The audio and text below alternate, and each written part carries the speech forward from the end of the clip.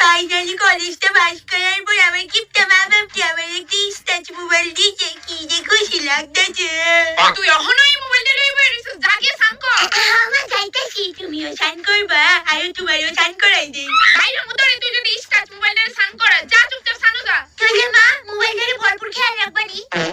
রাহুম নে এখন যা স্নানো আসন্ন। কি এক মোবাইল দিল তার বাপ একটা ইন্টার তলে 24 ঘন্টা পড়ে থাকে। মা তুমি এটা করতে পারলে আমার প্রিয় মোবাইলটারে তো ঝুলে রাখ